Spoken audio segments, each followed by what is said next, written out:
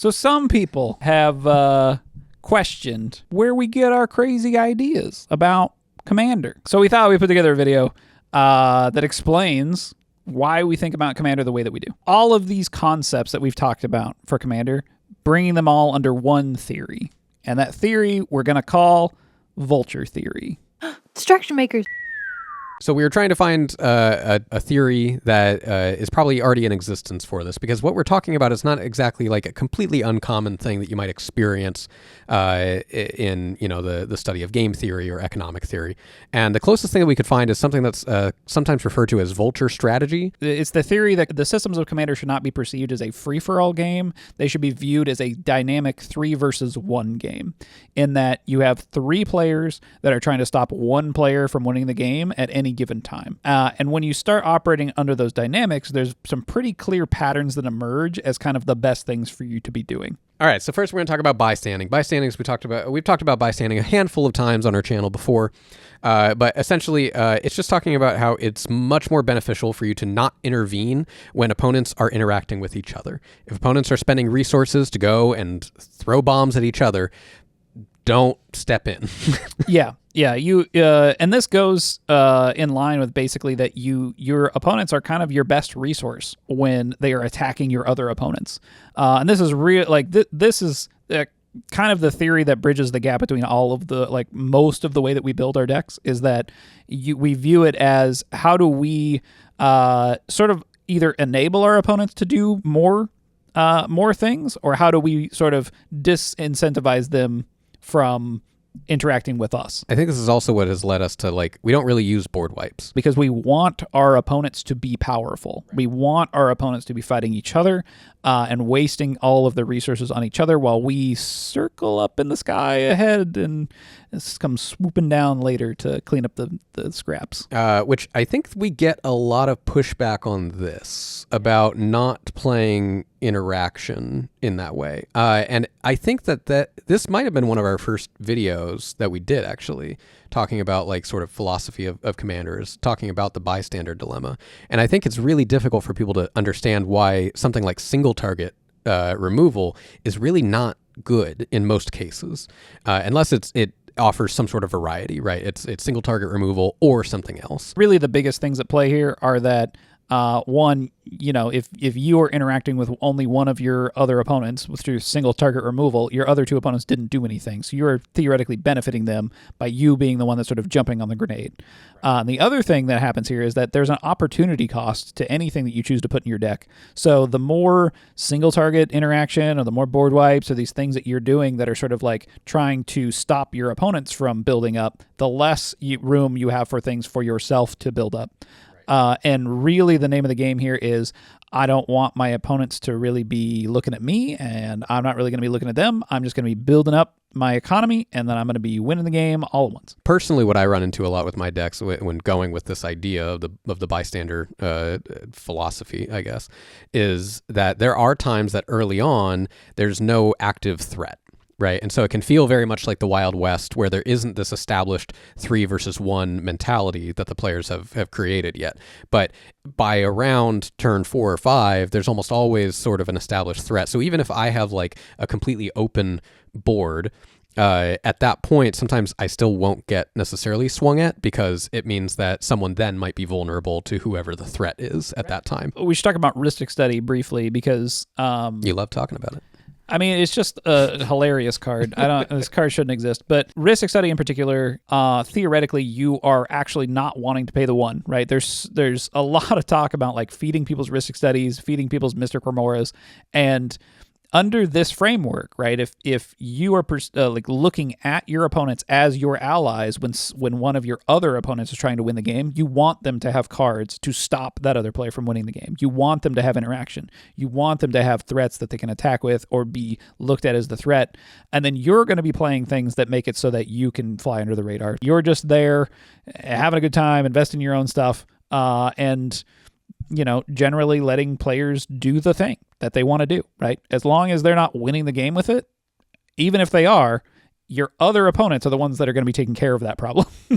The only time you want to pay the 1 is when it would be feeding, like if you're the one person trying to win, then you would pay it so that you're not feeding the 3 people that are trying to stop you. Yeah, it's essentially more likely that you're going to go, if you're establishing that you are probably not the threat, right, or someone else is going to be comboing off sooner, then yeah, you want to support the other players. In the Rhystic study video, I did the math on it of how likely it is that even if somebody doesn't have a counterspell, that if you play a counterspell triggering their Rhystic study, that like if you're the other 2 players, right? Like let's say everybody has a Rhystic study. Sure. You pay the 1 for the person who's trying to win, but you don't pay the 1 for the others. It's like huge percentage chance that they're going to draw a counterspell in you just playing the stuff to stop that other person anyway, right? Like yeah, that's how these stalemates are emerging in CEDH. So what's our next principle of Vulture theory? Next, we're going to talk about butter and guns.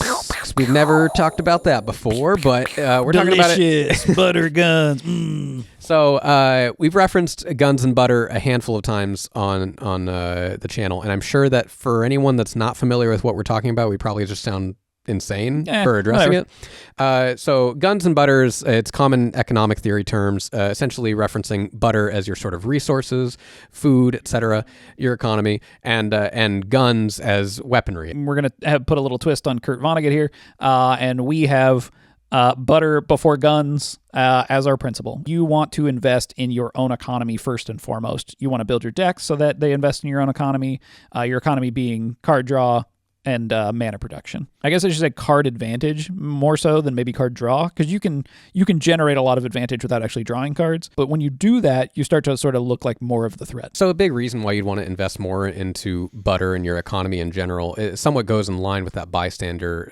with all of this. I don't know. It goes in line with everything. It's all related. But essentially, if you have someone at the table that's being identified as the threat, and the other players are targeting them, if you can be the player that does not interact or does not have to interact and instead can invest your resources to go and move yourself towards a better position, then that's just overall better. Where you don't see this in the real world is that when tied to economic theory, when you extrapolate game theory into like actual wars, normally guns, if you accrue enough guns, you can acquire your opponent's butter. But that can't happen in Magic systems. Magic systems don't allow for that. So there are mechanics that do that, but they're few and far between. You can play some things though, like we've talked about this before, where you can play clones or you can play like stealing effects, and these are sort of ways for you to gain from removing something from someone else. So steal enchantment, copy enchantment, these kinds of things, these get played at CEDH levels, so they're worth looking into if you're very concerned with like playing more at a competitive table.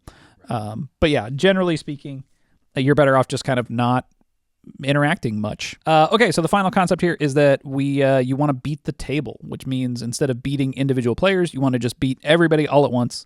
So imagine your deck as charging up a giant laser beam, and once you're fully charged, you're just going to blast all 3 of your opponents and win the game. By beating all players all at once, you're leaving less opportunities for you to sort of have a disadvantage towards other players.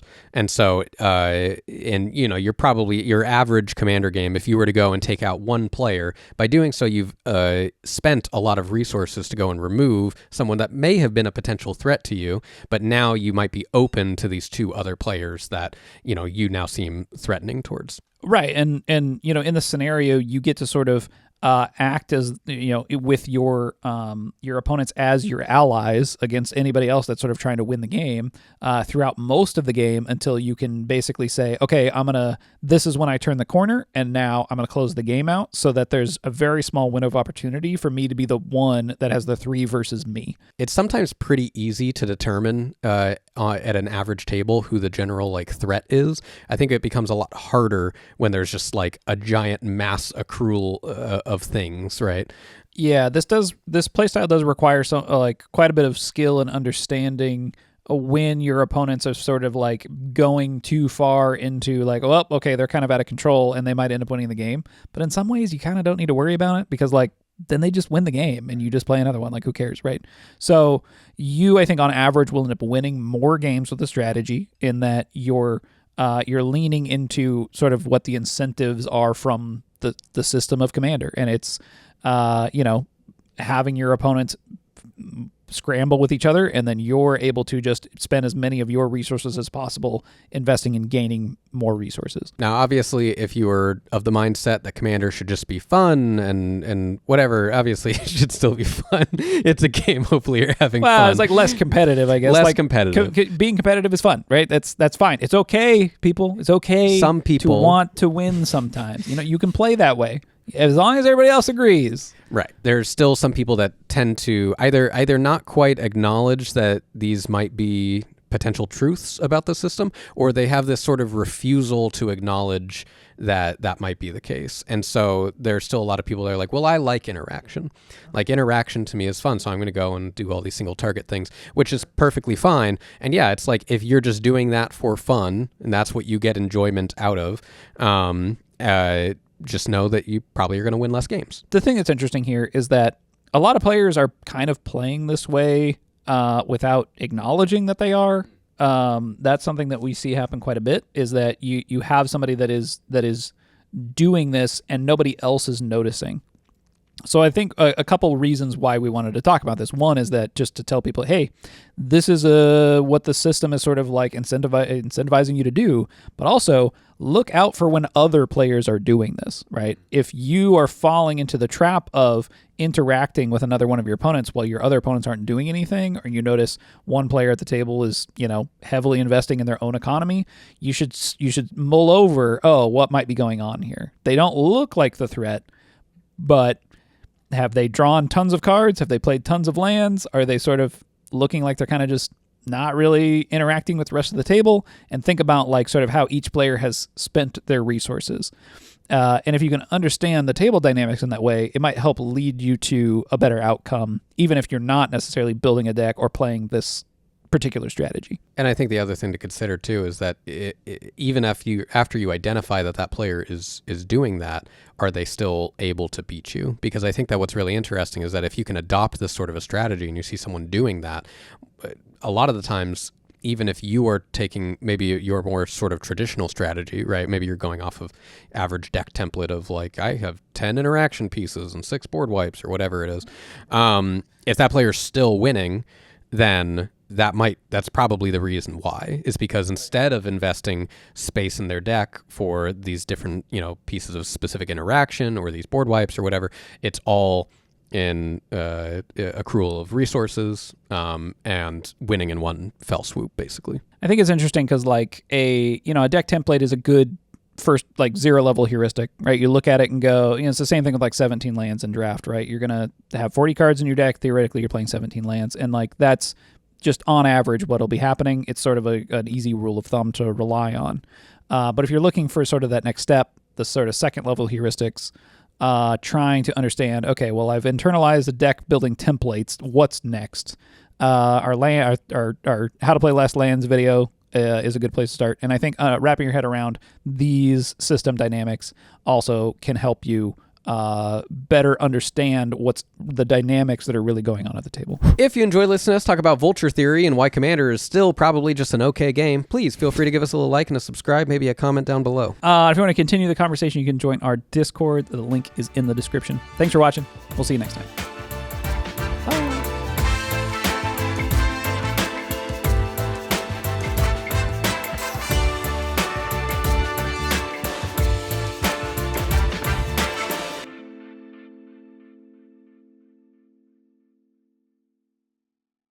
Vulture theory. Vulture theory. Yeah, do you want to... I'm going to have a vulture fly by and... Do they caw? What do they... Squawk! Squawk? Probably squawk. Okay, yeah. squawk. Yeah. Okay. And then like maybe like you get like a cool 3D vulture that flies towards the camera and then it explodes. Whoa! Yeah. Vulture and theory! It says vulture theory. And you hear like metal clanging sounds when the giant, because it's metal font, okay. slams. Yeah, barbed wire? Sure. Yeah, okay. Let's throw some of that in there. Yeah. Okay. Vulture theory. Right. Yeah. Just imagine that happened.